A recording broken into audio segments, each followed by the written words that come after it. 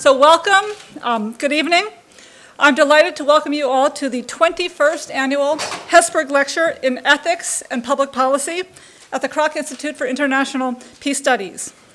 Each year, the Kroc Institute Director, in this case Ruth Abbey, invites a distinguished scholar, policymaker, or peace advocate to deliver a major lecture on an issue related to ethics and public policy in the context of peace and justice. The series was established by the Kroc Institute in 1995 to honor the late and very great Reverend Theodore M. Hesburgh, the former president of Notre Dame and the founder of the Kroc Institute. Now, as I think probably everybody here knows, Father Ted sadly passed away last February, and I think this is the first lecture, well, this is the first lecture since his death, and I think it's the third lecture, only the third in which he was not actually physically present in the audience. So I think he deserves a special remembrance today. Father Ted, as he was affectionately known, was a global champion of peace and justice, a dedicated citizen of the world, and an advisor to presidents and popes. This yearly occasion to reflect on the major political and ethical dilemmas of the day held a special place in his heart. So this year, we are deeply honored to welcome the renowned social movement scholar, Sidney Tarrow, to engage with us on these issues. So before I start in on the long list of accomplishments, which will no doubt embarrass Sid, I'm Emeritus. I have to leave. So I never directly studied with Sid. I got to know his work through my dissertation supervisor, Charles Tilley, historical sociologist, and Sid's longtime collaborator and close friend. I first met Sid in 1996, freshly back from my dissertation fieldwork in Brazil, when I was invited to one of the conversations at the Center for Advanced Studies in Palo Alto, in which Tarrow, Tilley, and partner in crime, Doug McAdam, held a series of scholarly consultations over the ideas that would become the pivotal 2001 work, Dynamics of Contention. Now, I was an overeager grad student in love with the complexities of my own research, and not always as skilled in communicating the importance or even the central points of that work to others. I remember that Sid was inquisitive and kind as I explained my project to him, if a little perplexed. So we met again 4 years later at a conference on networks and social movements in beautiful Loch Lomond in Scotland, as you just reminded me of. Now I was now assistant professor at Rutgers. I talked the audience through a series of intricate network diagrams of student participation in the 1992 impeachment movement in Brazil. Sid once again listened intently. He didn't offer a lot of commentary on the spot, but he emailed me some comments later in which he told me, to paraphrase the emperor to Mozart, too many words. So I couldn't say that I was exactly crushed, but I was chastened, and I tried to follow his advice of one paper, one idea. I must have at least approximated that very demanding and difficult standard, since after the paper was finally published, he sent me another somewhat more conciliatory email with the title line, Orchids. So there you have Sid, curious, discerning, clear-headed, demanding, generous, and kind, as generations of students and colleagues have experienced their interactions with him. So in recent years, Sid and I have bonded over our shared love and appreciation for my mentor and his collaborator, Charles Tilley. In different ways, Sid and I traversed the relational turn together with Tilley during our close association with him in the 1990s, although we were very different points in our careers, but we're part of that conversation. But that is the topic for Sid's second lecture at Notre Dame on Saturday, when he will be awarded the John D. McCarthy Award for Lifetime Achievement in the Scholarship of Social Movements. So that seems like a good place to segue into the formal stuff. So Sidney Tarrow is currently the Emeritus Maxwell M. Upson Professor of Government at Cornell University. He got his BA from Syracuse, an MA from Columbia, and his PhD from UC Berkeley. He has published at least 9 single-authored books and at least 13 co-authored or co-edited volumes. It's honestly hard to keep count, as he continues to produce these at a recent rate of about 1 a year. Sid's early work centered around a variety of interests, including a study of Italian communism, comparative communisms in Europe, and the Italian protest cycle of the 1960s and the late 1960s and early 70s. This work contributed to his pivotal theorization of cycles of protest, still a critical analytical tool in the arsenal of social movement analysis. He has written important programmatic statements on the political process approach in social movement analysis, including Power in Movement, now in its fourth edition. I teach it regularly, just finished up a class. I'm discussing the book just yesterday. He also collaborated with, teamed up with Tilley and McAdam in what I've already mentioned, Dynamics of Contention, in which they recast political process terms in more relational and structural, recast a very kind of structurally oriented political process theory in more relational and processual terms. He's written several books and many articles addressing transnational contention and global activism. And he's recently ventured even farther from his structuralist roots into the domain of culture and language in his 2013 book on the language of contention. And he's turned to the question of states and political contention in two recent books from Cambridge, Strangers at the Gates, States and Movements in Contentious Politics, and most recently, War, States and Contention, a historical comparative study, which he will address in his talk today. The list of honors and awards is, again, too lengthy to cite. I'll just note that he was elected to the American Academy of Arts and Sciences in 1992. He won the annual award for the best book from the Collective Action and Social Movement section of the American Sociological Association, also in '92. He's been funded by the Guggenheim Foundation, the National Science Foundation, the NEH, the Mellon Foundation, the German Marshall Fund, the Ford Foundation, and the Fulbright Foundation. I probably missed a few in there. He's been a fellow at the Center for Advanced Studies, the Russell Sage Foundation, the Robert Schuman Center, Advanced Study Institute. He's held many offices in the American Political Science Association, so he's kind of straddling political science and sociology, including program chair and president of the comparative politics section. So as you see, and as I'm sure he will tell me, I'm erring once again in giving you too many words. So I guess this is a lesson that I am still learning. So without further ado, I give to you Sidney Tarrow.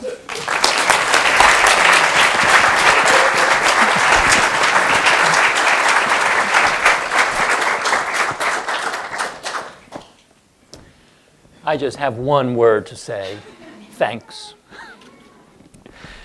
Thank you very much, and thanks to Ruth Abbey and to Anne Royden and to all the staff and faculty of the Kroc Institute for this great honor, which I don't think I deserve, but I'll do my best to stand up to the high standards of my many predecessors standing at this rostrum. It's also a very important week in the history of this country, and it's fitting, I think, that I should come here to talk about the peace movement, because this was the week 40 years ago when our country ended its most inglorious war, the war in Vietnam. And here, too, the Kroc Institute is important because it is co-sponsoring a very important conference in Washington now on the Vietnam War. David Courtwright, who could not be here today because he's involved in that conference. And I urge you to pay attention to the results of the conference, some of which have already been published, and many of which will appear soon. Coming to Notre Dame to talk about the peace movement carries a certain burden for somebody like me. I grew up in a Catholic neighborhood of Brooklyn, and I became politically active during the Vietnam War. But that's not the only reason I'm chastened to be here. It's because I'm speaking at the most distinguished peace studies center in the country, the Kroc Institute, and because I speak in the shadow of that great Catholic advocate for peace and against nuclear armament. I refer, of course, to your late president, Theodore Hesburgh. Father Ted, as you may know, at first supported the Vietnam War, but he eventually turned away from it.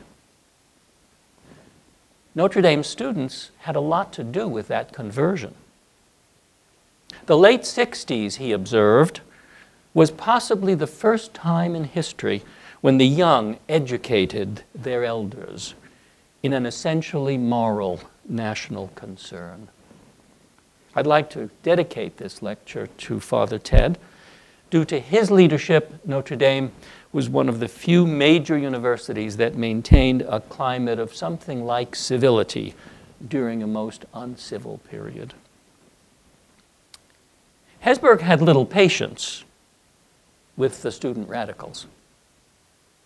But the story of his conversion teaches us a lesson, and that is that an effective peace movement must be based on a combination of actors with different motives, different degrees of commitment, different modes of involvement, and ways of fighting for peace.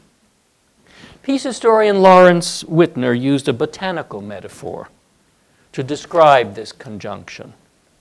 The peace movement, he wrote, is like an onion, with pacifist activists at the core and other constituencies in layers towards the periphery. David Courtwright put it this way: the term peace movement refers not only or even primarily to the organized activities of specific groups. Many different tendencies and political approaches, some at odds with the others, coexist within the same movement, but all contribute directly or indirectly to political pressures for arms restraints. It's the absence of such a conjunction that troubles me today, and that seems to me the major weakness of the movement for peace in America. Why this is the case and what can be done about it is the topic of my talk. I'm going to focus mainly on the anti-Iraq war movement, but first I want to talk about two other periods: the post-World War II period, briefly, and then the anti-Vietnam War movement of the late 1960s. In 1946, Albert Camus, author and former resistance fighter, wrote this about his hopes for peace in a Europe that was about to enter a long Cold War. The peace movement I speak of, he wrote, could base itself on communities of work at home and intellectual communities abroad. The former, organized cooperatively, would help as many individuals as possible to solve their material problems, while the latter would seek to define the values by which this international community would live. So he's calling for a peace movement that extends itself in two directions: domestically to groups fighting for social justice, and internationally to intellectual communities fighting for peace.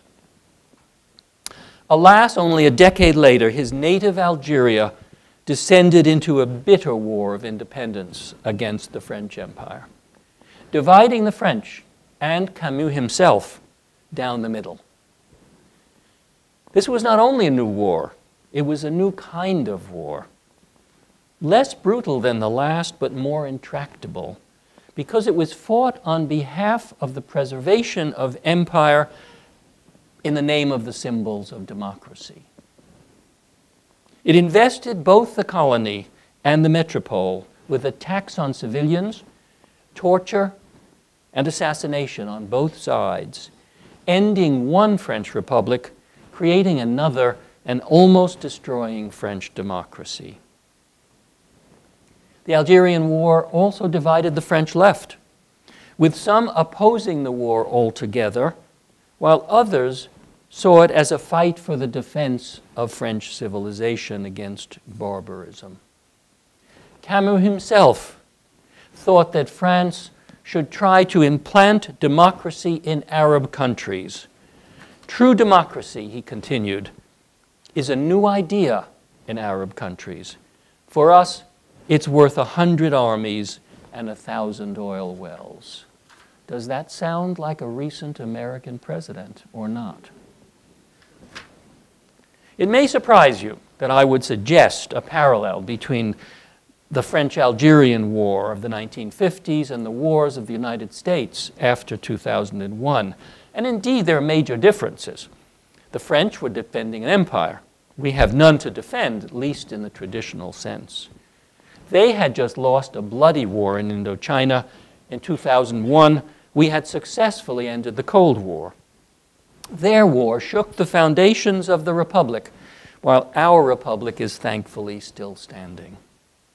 Yet the war that the French fought in Algeria and ours after 9/11 have disturbing similarities. Both have been long wars, fought against non-state actors who are hard to find and difficult to defeat. In both, the unconventional tactics of the enemy, what IR specialists call asymmetric warfare, triggered equally unconventional and disturbing state responses: torture, attacks on civilians, kidnapping people far from the battlefield.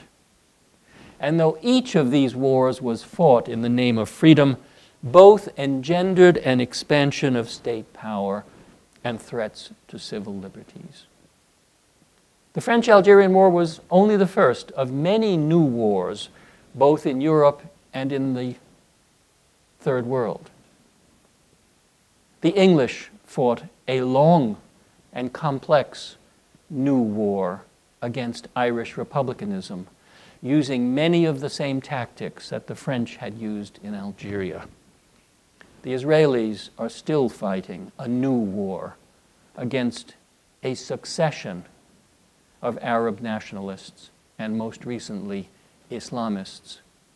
Fighting wars in a time of peace produces the kinds of contradictions that my friend Aytan Alimi, who has come from Jerusalem to honor me, experiences every day, trying to live a normal life in a city divided by a wall that's been erected to keep the Arab population in its place.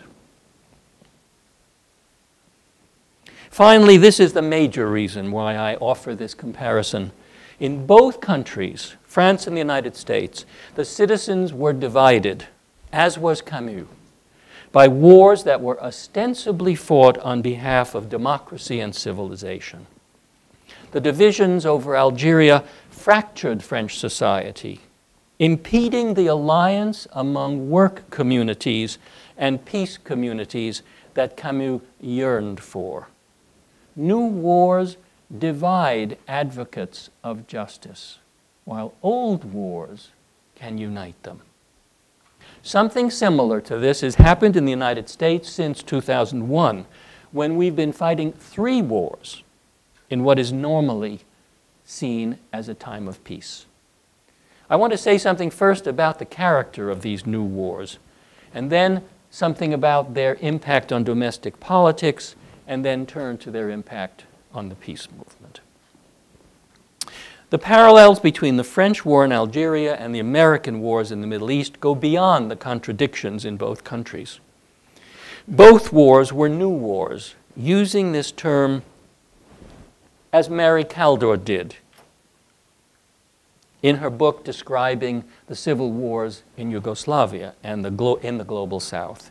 In her words, these wars are fought by networks of state and non-state actors, often without uniforms.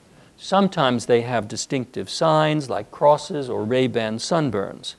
They're wars where battles are rare and where most violence is directed against civilians as a consequence of counterinsurgency tactics of ethnic cleansing. They're wars where the distinctions between combatant and non-combatant, legitimate violence and criminality are all breaking down. These wars do not provide a single focal point for opposition. And they've been less deeply felt by citizens than traditional interstate wars. They've mainly been paid for by deficit financing, which has left most Americans unaware of their enormous cost. They've also been less lethal than interstate wars. Compare the casualty levels of our decade-long wars with the death and wounded in the Vietnam War. While almost 60,000 Americans were killed there, only 6,700, and a much lower percent of the population died in Iraq and Afghanistan. So the costs are lower, or in financial terms, disguised through military Keynesianism and deficit financing. Our long wars have barely touched most Americans, except in ways that increase support rather than depressing it. I'm referring to the much larger number of communities in the heartland of the country that have come to depend on war-related industry and military installations, as Rebecca Thorpe shows in her new book. And there's been an explosive growth in military technology spending. In her new book, America, Inc., Linda Weiss gives us a flavor of this expansion through the steadily growing amount of research and development to private industry. And it's not simply that more Americans are engaged in military-based industry and technology than they were before. It's also that communities, that is to say congressional districts, have become increasingly dependent on military spending, and that cycles back through Congress, where members of congressional delegations would find it difficult to oppose wars which provide the military spending for their constituents.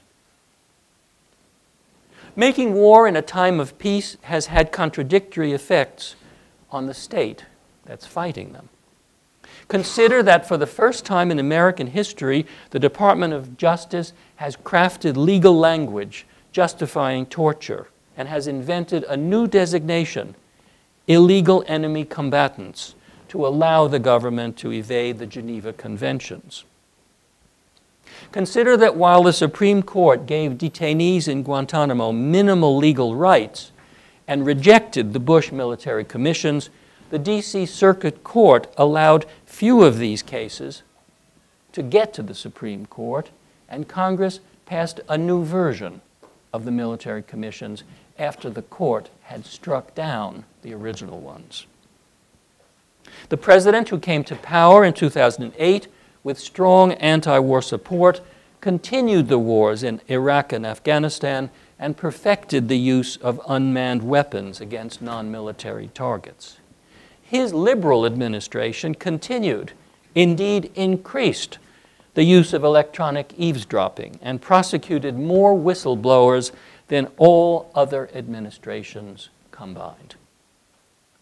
There have also been quiet trickle-down effects on domestic society and domestic rights, and on federalism, beginning with the militarization of the police, the increased use of the state secrets doctrine, and the ramping up of immigrant detentions. Consider that the same Department of Justice that has come to the aid of minorities oppressed by police violence has done nothing to end the blanket surveillance of Muslim Americans in New York City and elsewhere. The effects of these wars on domestic debate have been equally contradictory. On the one hand, there have been occasional explosive revelations by reporters and whistleblowers about the NSA's illegal spying and the CIA's dark sites. But on the other hand, the press was comfortably embedded in the military attack on Iraq, and most of the news during the Bush administration was indexed to accept the administration's press releases because there was no effective opposition to frame the struggle as a struggle between left and right or between peace and war. The Democratic Party began to see only in 2004 that there might be an electoral advantage in opposing the war. We've been making war in what feels very much at home like a time of peace. But that was not always the case. And this takes me to the Vietnam War. That war was fought like a full-scale old war. To quote Courtwright again, it involved the near total commitment of U.S. ground and air forces, which dropped more than 3 times the munitions used in all the theaters of World War II combined, led to hundreds of thousands of American casualties and the death of an estimated 3 million Indo-Chinese. Opposition to that war produced what Courtwright calls the longest, most sustained, and most powerful peace campaign in human history. So why the difference? Opposition to the Vietnam War was never consensual. President Hesburgh later wrote that it was, quote, a most unpleasant experience. Everything, he wrote, became unhinged at once. Support was nowhere. The unheard of and unprecedented happened daily. Nothing seemed right and everything wrong. He wrote this in 1974. Nor do I want to be understood as claiming that everyone who opposed the war did so as he did, as the result of a moral journey. Many of us did so because we didn't want to be drafted, or because our political party was in opposition, or because Richard Nixon was much easier to dislike than Lyndon Johnson. But that's exactly the point. The movement against the war was empowered by a composite coalition in which not everyone had the same goal or worked together or had the same degree of opposition. The media and whistleblowers like Daniel Ellsberg exposed both the failure of our strategy and the untruths that had prevented the public from grasping it. In the name of national security, the government tried to extend its reach even into civil society, but such figures as Hesburgh refused to allow an expanding federal government to impinge on campus rights. I don't know if everybody here knew this, but the Nixon administration wanted to have a secret presence on the Notre Dame campus, and Hesburgh refused. It's instructive to ask how this old war affected the peace movement. 4 trends converged to produce a powerful historical movement and to add dense outer layers of activism to the inner pacifist core. First, the struggle for civil rights had produced a generation of young people who were attuned to political action and suspicious of government overreach, both at home and abroad. Second, the movement unified traditional religious sources of pacifism with new nonprofit groups like SANE, which had emerged during the 1950s opposition to nuclear arms, and student-based movements like SDS and its violent offshoot, the Weathermen. Third, there was the draft, which provided support against the war from groups that would normally have been suspicious of critical attitudes towards the state. Finally, the war produced a broad structure of political opportunity for movement activists to engage in both conventional and unconventional political action. From large set-piece demonstrations in Washington, D.C., to theatrical presentations, to the countrywide mobilizations that shut down the centers of entire cities and campuses, to occasional disruption and violence. Each element of the movement, writes Courtwright, made a contribution towards ending the war. These factors combined to produce a composite coalition. As David Meyer would later write, the movement to stop the war in Vietnam was certainly the most volatile and broadly based of post-World War II peace movements. Although the war dragged on even as the movement grew, popular opposition convinced Lyndon Johnson not to seek re-election in 1968. citizen activism constrained President Nixon's early plans to escalate militarily in Vietnam and helped to end the draft. The same is not true today. There have been costs to few American families, and above all, there's been no exceptional taxation and no conscription. In comparison with the dead and wounded in Southeast Asia, the losses in Iraq and Afghanistan have been relatively light, and many of them have come from military contractors who at one time constituted as many armed forces in Iraq and Afghanistan as actual soldiers. They were fighting not for patriotism, but for profit.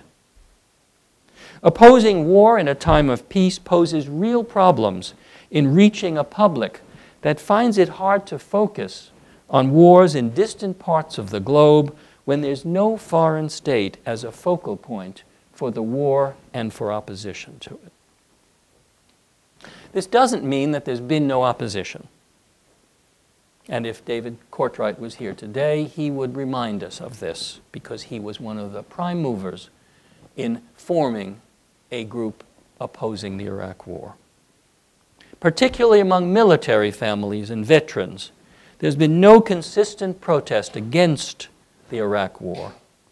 More generally, after scattered resistance to the war in Afghanistan, peace advocates became alarmed in early 2003 at the all-too-open preparations for a new war that the Bush administration was planning to launch under the pretext that Iraqi leader Saddam Hussein possessed weapons of mass destruction. On February 15th, 2003, something like 2.5 million Americans protested against the impending attack on Iraq. It was not only on the east and west coasts, where we find the usual suspects in American activism, but in the conservative heartland, that Americans turned out in droves to oppose the war that Bush had already decided on. This was the most broadly based anti-war protest since the moratoria against the Vietnam War. The enormous outpouring of opposition in February 2003 was the result of creative coalition building over a very short period of time from both traditional and newly formed peace organizations. This network analysis, based on the recent book of Michael Heaney and Fabio Rojas called The Party in the Street, gives you some idea of how extensive the coalition against the Iraq War was. Where did this movement come from? It's interesting that it drew, of course, on traditional peace organizations, but it also drew on a relatively new movement, the so-called global justice movement, that had erupted at the Seattle anti-WTO meetings in 1999. And it had the unusual property that it was coordinated on the internet with simultaneous protests elsewhere, evidence that Camus' international intellectual communities could come together across the globe from Europe, Latin America, and the Middle East, and as far away as Antarctica. It doesn't detract from the enormous human and organizational efforts to organize these demonstrations to point out that the movement subsided and its international ties withered by the middle of the decade. Here are the data, also drawn from Heaney and Rojas' study, that shows you how the movement arose in the early 2000s, peaked between 2003 and 2007, and then declined starting in 2006 and particularly after 2008. Now, what happens in 2006 is a Democratic majority is elected to Congress. And in 2008, a Democratic president is elected. Three major factors combined to bring about this decline of the peace movement. First, we were fighting three simultaneous wars.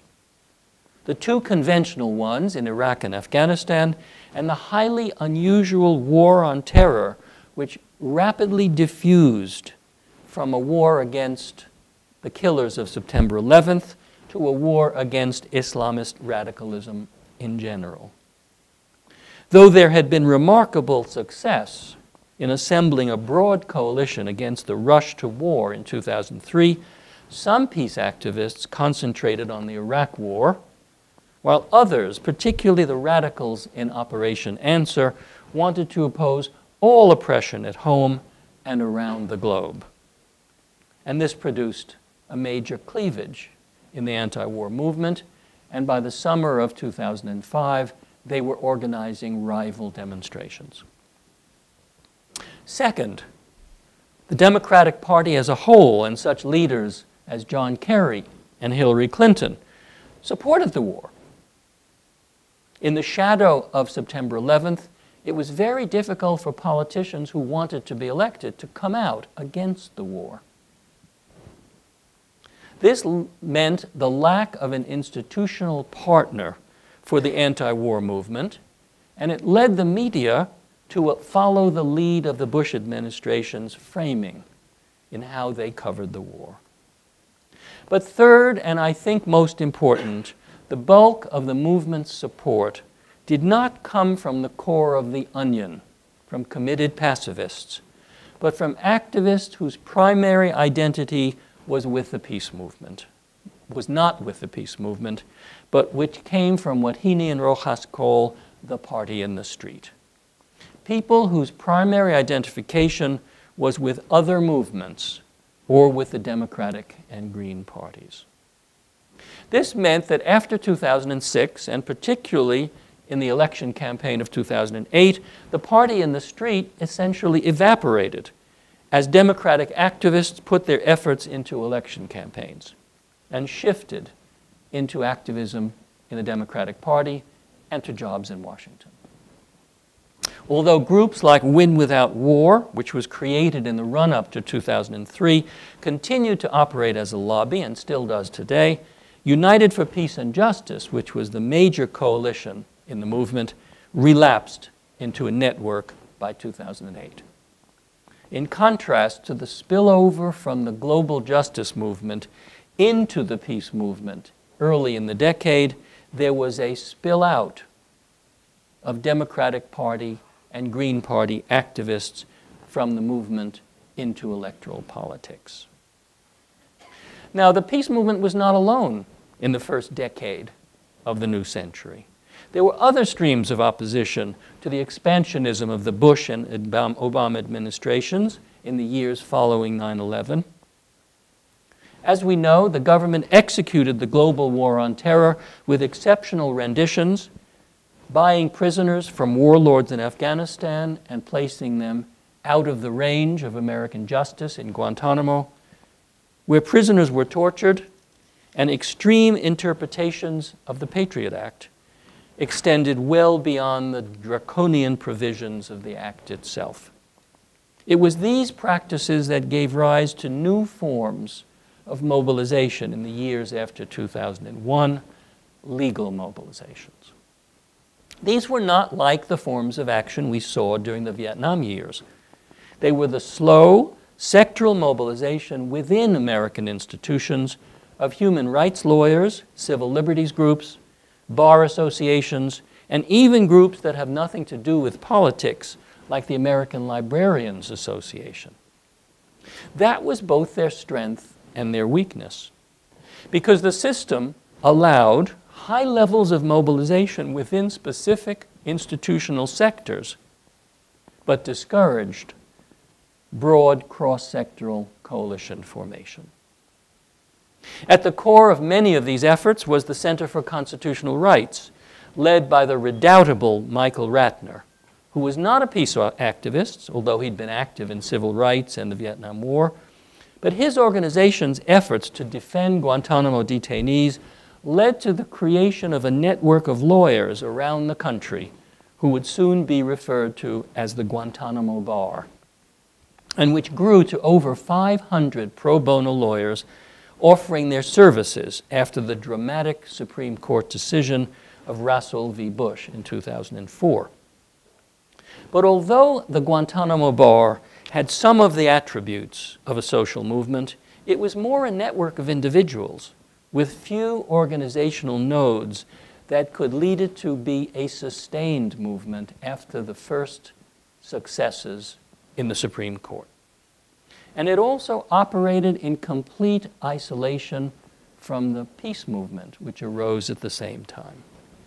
Here's a network analysis done by a former student of mine, Chan Su, who's published it in Mobilization, a Notre Dame journal, of the main law firms that produced lawyers who worked pro bono around the CCR in the years after 2001.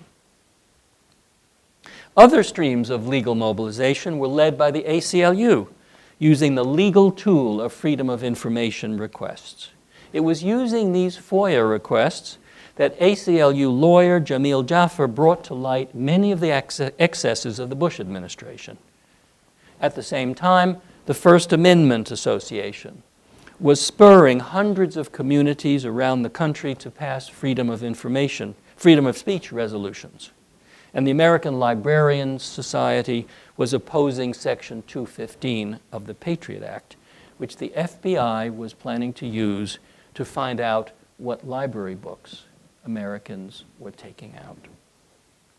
Even as legal mobilization was making its way through the courts and classical street protest was giving way to electoral activism, another form of opposition was developing against the administration's programs of electronic spying.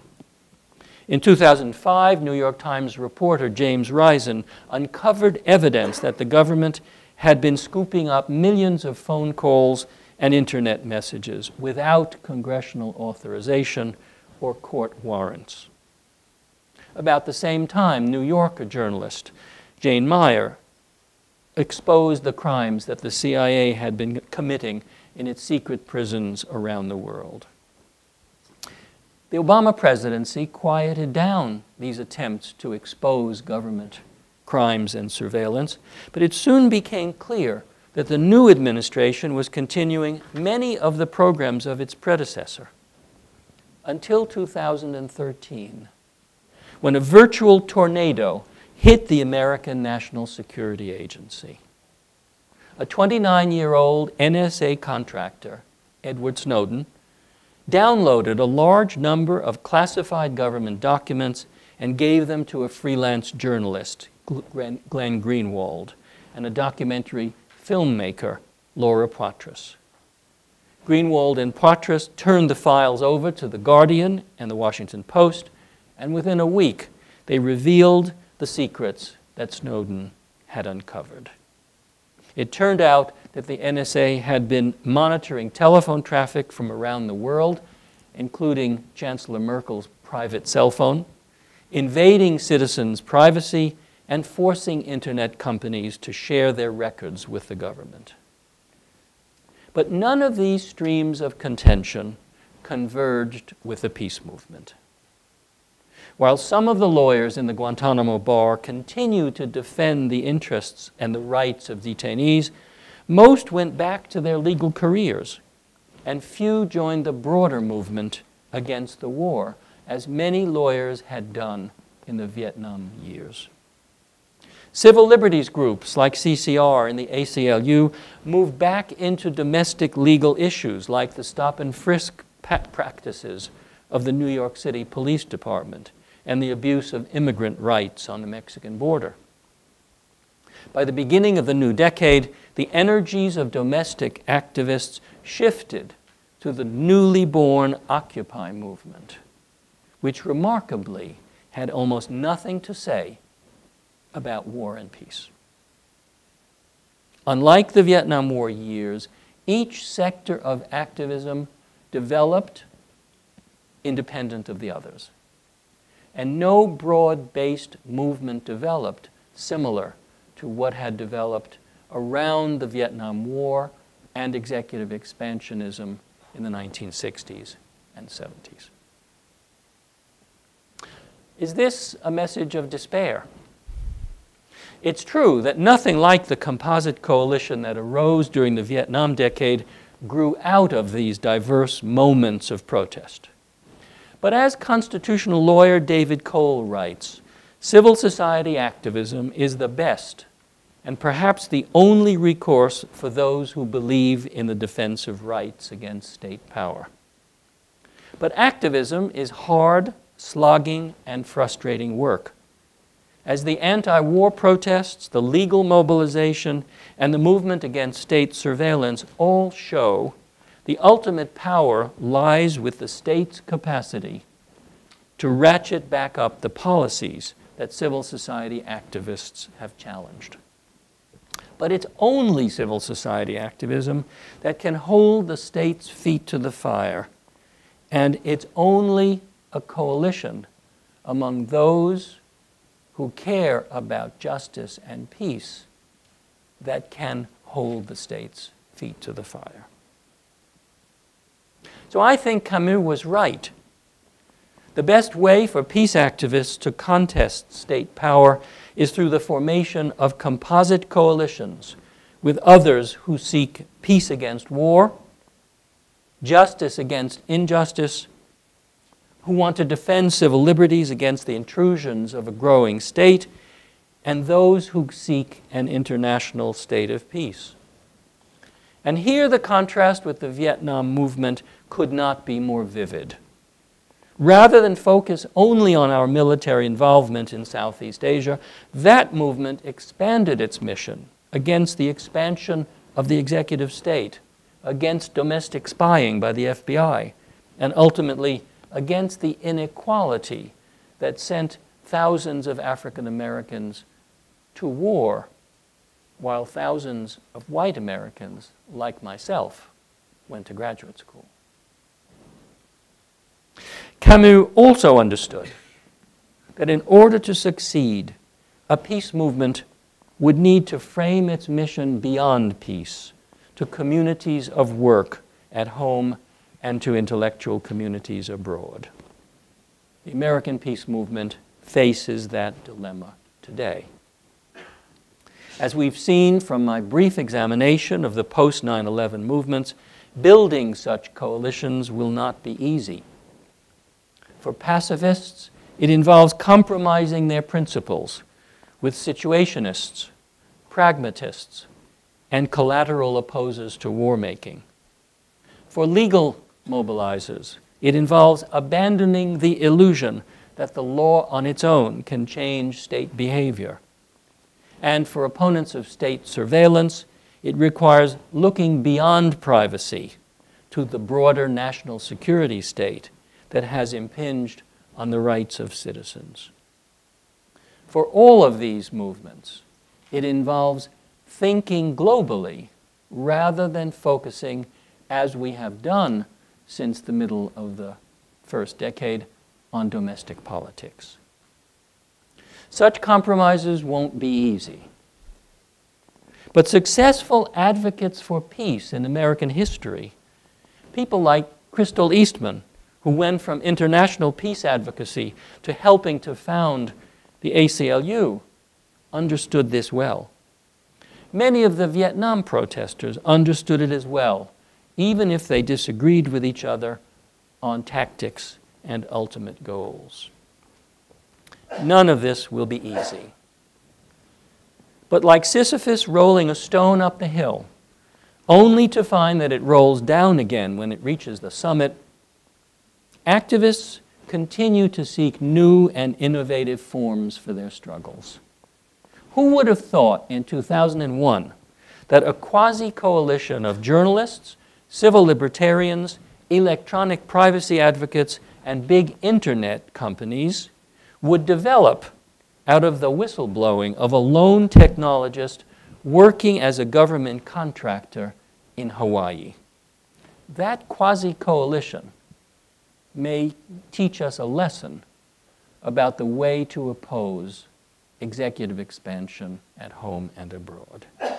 As Camus wrote under the German occupation in 1942, struggling to the summit is enough to fill the human heart. We have to imagine that Sisyphus was happy. Thank you.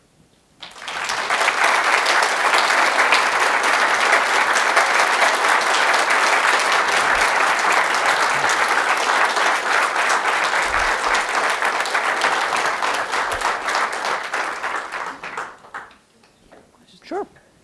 So we'd have some time for some questions. I think I'll just let Sid field his own questions. Okay.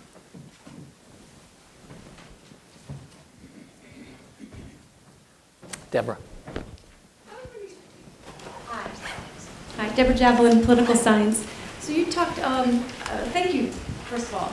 It was so refreshing to have scholarship blended with real-world importance.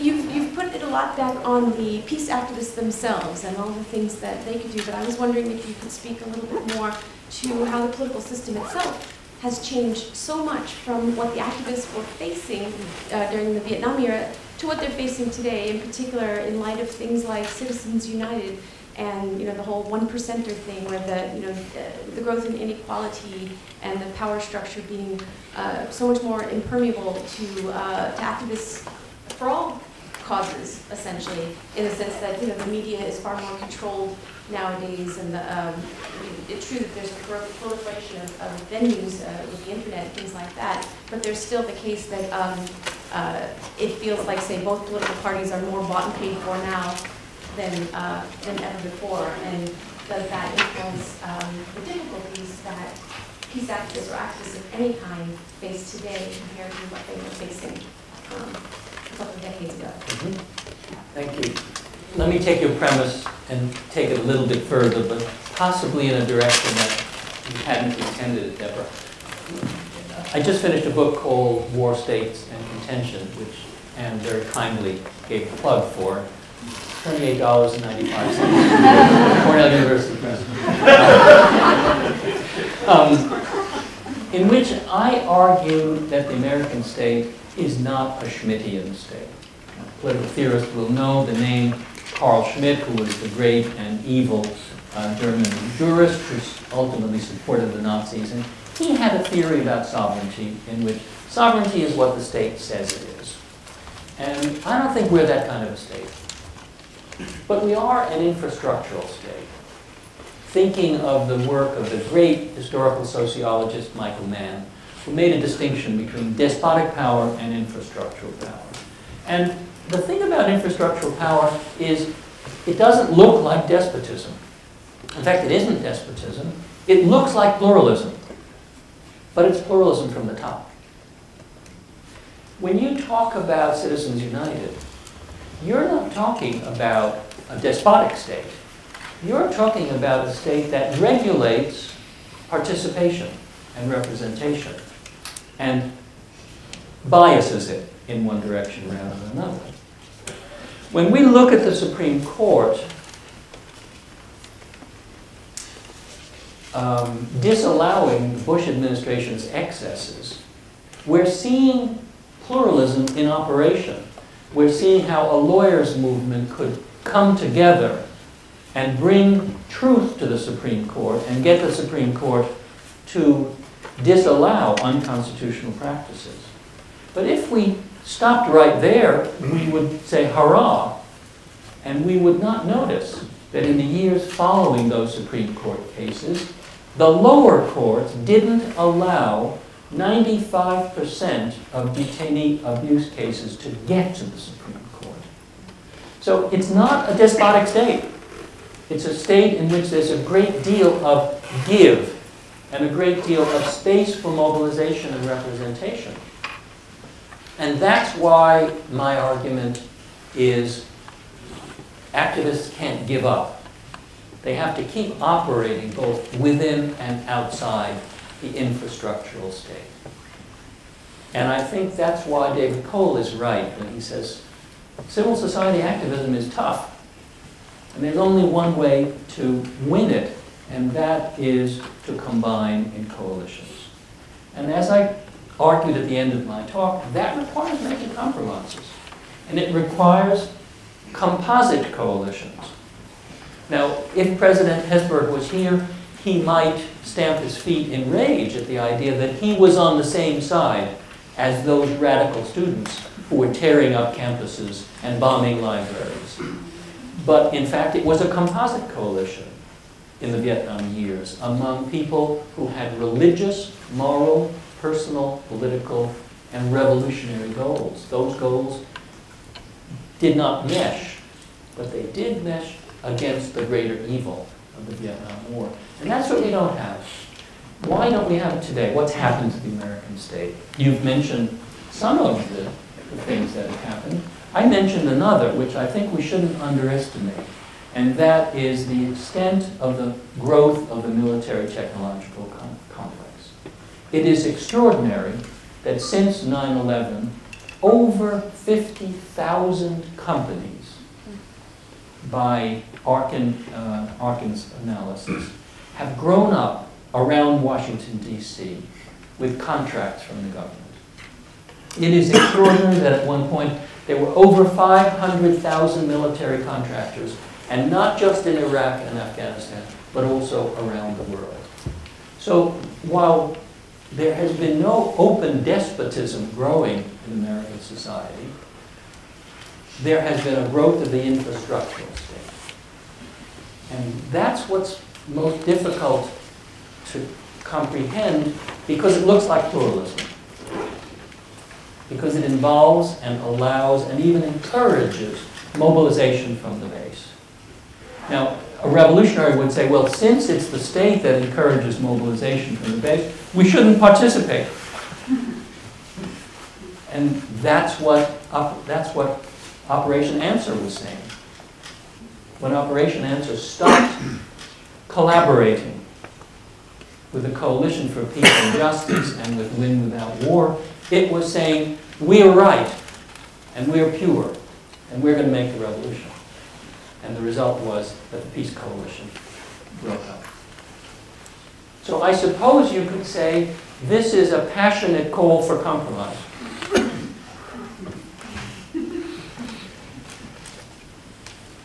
Yes, please. Hi, I'm Fernando, chemical engineering, so let me know if I understood you wrong.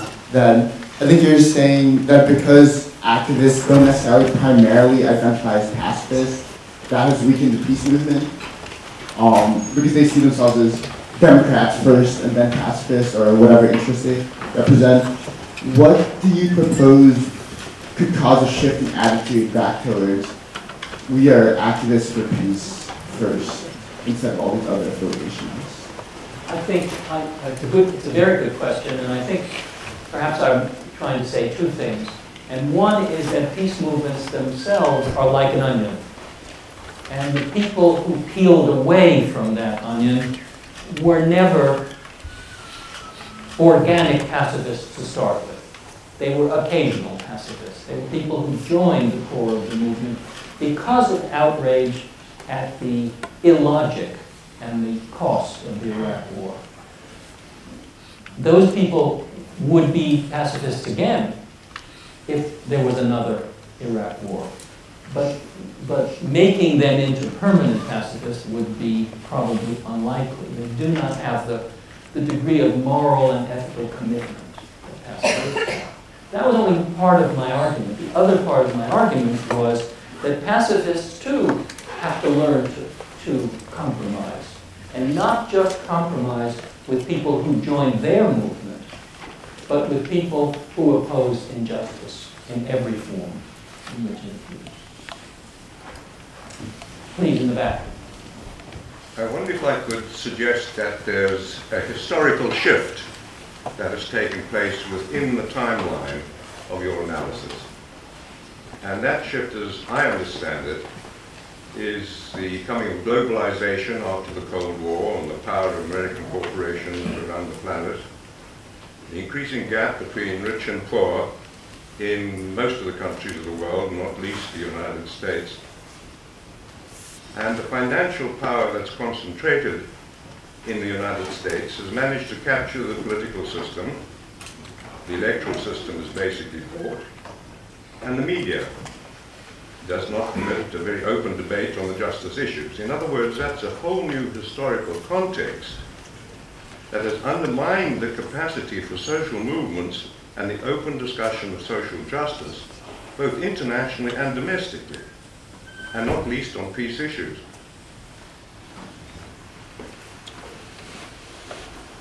I think that's a thought-provoking thesis. I think it's largely correct. I would simply add that there are less universal trends in American society that work in the same direction. Let's look at the current polarization in American politics. We often complain that American political parties are polarized, and indeed they are. What's really different between now and the 60s is not that there are greater ideological cleavages between left and right. That was certainly true in the 60s. What has happened is that the cleavage between left and right has become almost entirely superimposed on the cleavage between the Democratic and Republican parties. What's been lost is the moderate center. So in the 60s, we had moderate Republicans who opposed the war, and we had moderate Democrats who supported the war. Now Democrats and Republicans are completely divided, and the public takes its ideological cues from the party elites, much more than they did in the past. And you can understand why. And part of it is because politics has become more complex, more technocratic, more diffuse, in part through globalization, in part through economic change. And the public doesn't have the time or the effort or the expertise to follow every issue, and the result is they take their cues from the party leadership. And that's why I put so much emphasis, along with my colleagues Healy and Rojas, on the party in the street. Because the party in the street were not insincere pacifists. They opposed the war, but they followed the logic of the electoral cycle rather than the logic of the protest cycle. And so the movement was weakened because of the potential for electoral gains. Now, does that connect to the structural changes that you very eloquently described? I'm not sure that they do, but I think they complement it.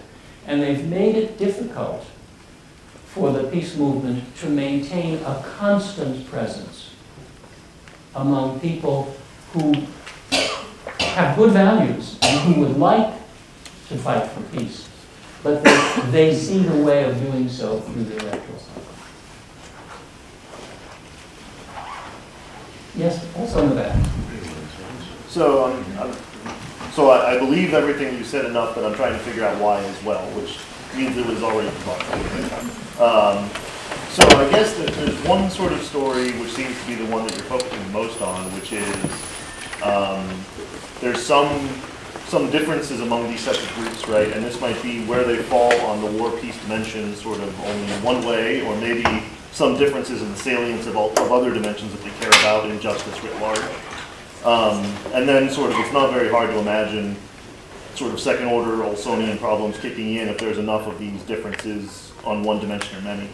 Could it just be, though, that the groups have a different nature than they used to? So in order for them to feel that they're being self-sufficient, it's become a lot cheaper to get information out or something like that. Whereas it used to take 50,000 people in a protest to get the public's attention, now it's cheaper to be a self-sufficient, independent agency. Could that explain this just as well? I don't know enough about groups to know that, but it seems plausible that it's just they're fighting a different fight than they used to. The best data on protests since 2011 says that the amount of protests overall in the United States has grown. This would not be the case in a despotic state. The total frequency of people in the streets for one cause or another has increased during a period in which we might have expected greater repression. What hasn't happened is that they have recognized their common interests and come together. And that may have something to do with the nature of change in contemporary society. For example, high degree of specialization. We see it in academia. My colleagues in comparative politics don't read American politics anymore. My colleagues in sociology, with a few exceptions, don't read political science anymore. Everything has become more technological and more complex. What may be operating here, and what you made me think of, is that mobilization has taken more and more impersonal forms. That is, through the internet and through social media. And it may be that it's very much like what's happened to cable TV. The best work we've seen on cable TV has shown that people know less about politics than they did 20 years ago. And why is that? They watched lots of television 20 years ago. Now they're still watching lots of television. The difference is what they're watching. The difference is that rather than watching the 3 or possibly 4 network news programs, they now have hundreds of channels available. So that somebody who turns on the TV at 6 o'clock does not have to watch the 6 o'clock news. He or she can turn immediately to the golf channel, or to the food channel, or to the commercial channels. And people are less informed about politics now than they were before. And there may be something parallel to that going on in the organization of collective action. That is, there's a great deal of opportunity for collective action available, much of it on the internet, but it's much more specialized. And that may make it hard for people to recognize their mutual interests. You've given me a theory. If I was going to write another book, that's what Go on. Let's do it. 10-year clock is ticking. I'll give you credit for it. But it's a great point. Thank you for other questions and comments. Please. Correct me if I'm wrong, but I think you argue that activists should frame their mission beyond peace, right? But I argue that they should frame their mission and focus them on more relevant or practical concerns to attract the attention from the general public. Just to give you like a slight background information. So the comedian John Oliver interviewed people on the streets of New York about Edward Snowden. But no one really knew about him or cared how the NSA might infringe their privacy. They were watching the golf channel.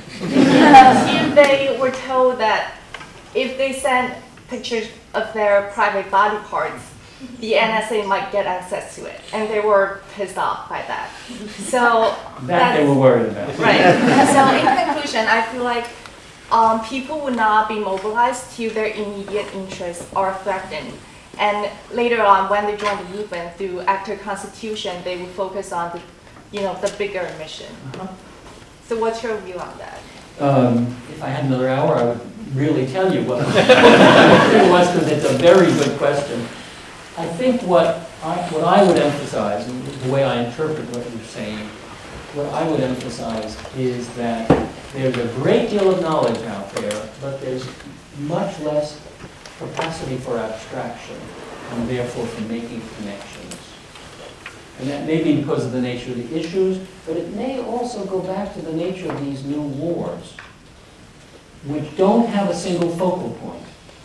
Economists use the term focal point because it's something that enables people with different views and coming from different standpoints to cohere around a single point of view. The wars we've been fighting don't have a single focal point. There is no Hitler. There's no Stalin. Government has tried very much to create such images, but has not been successful. And the reason they haven't been successful is because the enemy keeps shifting. The enemy goes from Sudan to Afghanistan to Pakistan. The enemy changes his name The enemy splits. The enemy produces spin-offs like Al-Qaeda in the Arabian Peninsula, or like ISIS, which now has changed its name to. This fails to provide a single focal point for the war, and therefore fails to provide a single focal point for opposition to the war. And I saw this most striking. I've been teaching in the Cornell Law School.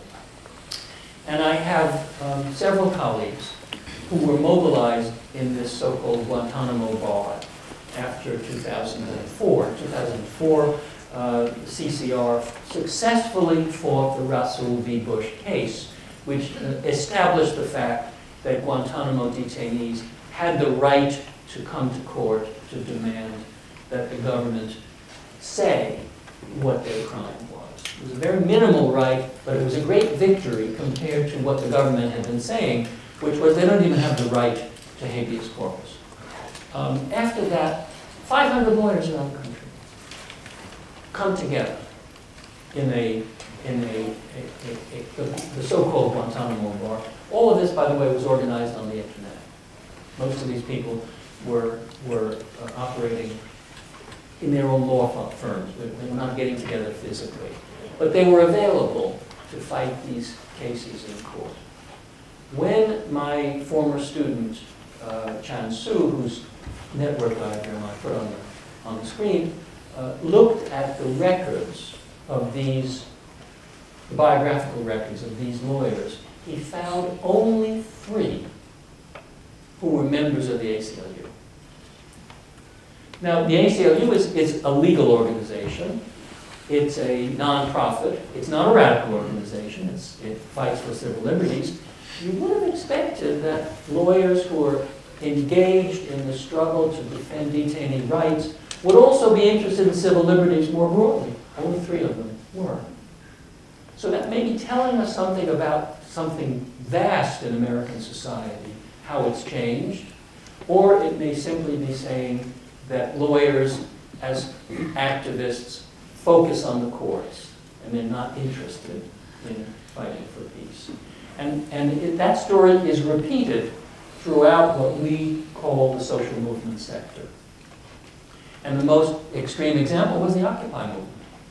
Here, there were hundreds of thousands of young people around the world who were demonstrating against inequality. And you hardly hear anything about war.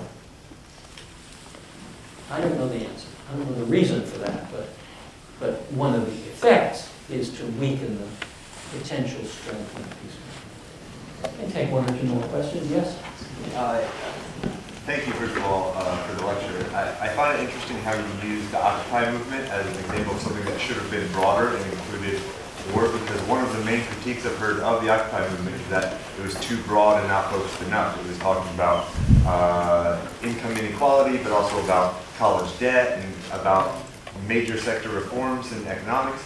And a lot of people are critiqued it for not being narrow enough, and I'm curious what your response to that would be. So there's a distinction, I think, I'm glad you pointed that out. There's an important distinction to be made between specificity and segmentation.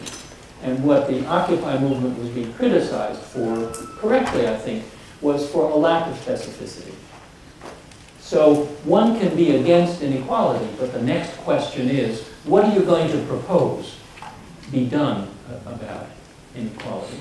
And the Occupy movement, or most of it, quite deliberately said, that's not our job. Our job is not to make policy proposals. We want to change people's mentality. We want to change the idea of a society that depends upon indirect power. We want it to depend upon direct power. And so this was not quite the same thing that I was talking about, but it's striking if you look through the mission statements of the Occupy movement, you will see very little attention to war.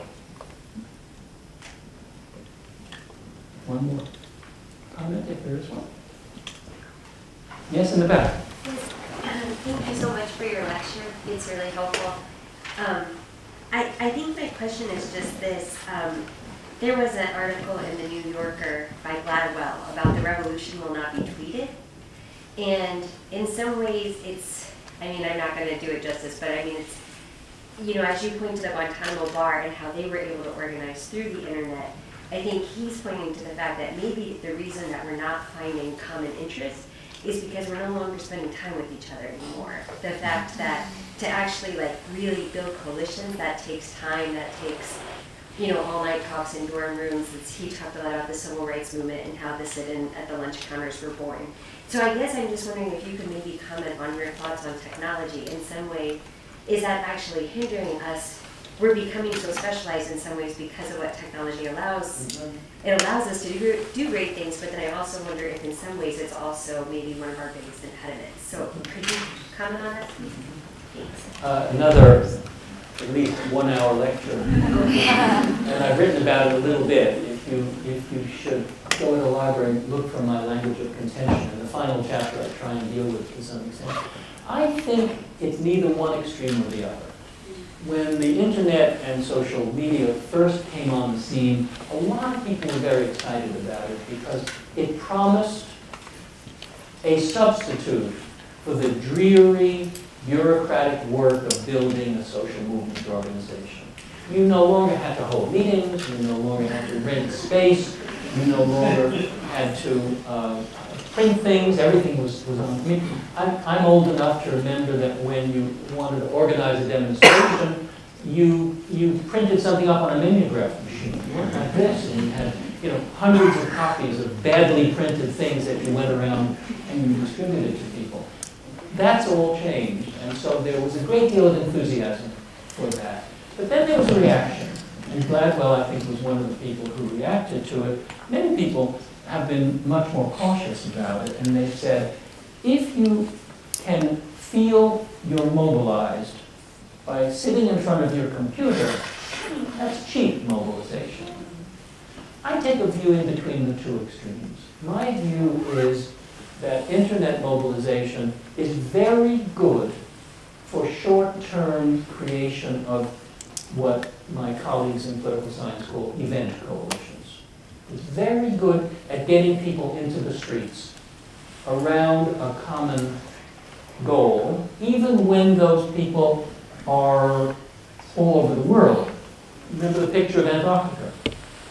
These were scientists in Antarctica who'd heard about the February 15th, 2003 demonstration. They wanted to join. They heard about it on the internet. 16 million people around the world participated in that demonstration. So the internet and social media as well are particularly good at event coalitions, but they're not so good at sustained coalitions. And I think the reason for that is because they don't generate interpersonal trust. It's very difficult to put your trust in somebody who lives around the world who you've never seen and you never have any hope to see. And social movements depend a great deal on interpersonal trust. My friend and colleague Donatella Della Porta did a study of Italian radicals who'd been arrested. And she was interviewing them in jail. And it turned out that the story of virtually everyone was that they entered into political activism through interpersonal ties, with family members, with friends, with children, with fathers and mothers. And that's something I don't think the internet can produce. What we do find, and I think this supports my sort of intermediate view, what we do find is that the groups that are most successful in using electronic mobilization are groups which are also well organized offline. And I'm blocking on her name, but the student who was a Berkeley PhD student who was a young scholar last year. Jen Schreidy. Jen Schreidy. Jen Schreidy, who was here, thank you, who was here last year as a visitor to a conference of young scholars, did some research in North Carolina in which she found that the people who were best at using the internet were people who were also best organized offline. And that's what we're finding from the best research on the internet as well. Also, remember, before we become overly entranced or overly critical of this new form of communication, Every new wave of social movements coincided with the appearance of a new form of communication. Literacy, the newspaper, the radio, the television, the cell phone, every one of these innovations brought about a new spurt of collective action. I'm not sure the internet and social media are any different than that. But thank you for your question. And thank you all for coming.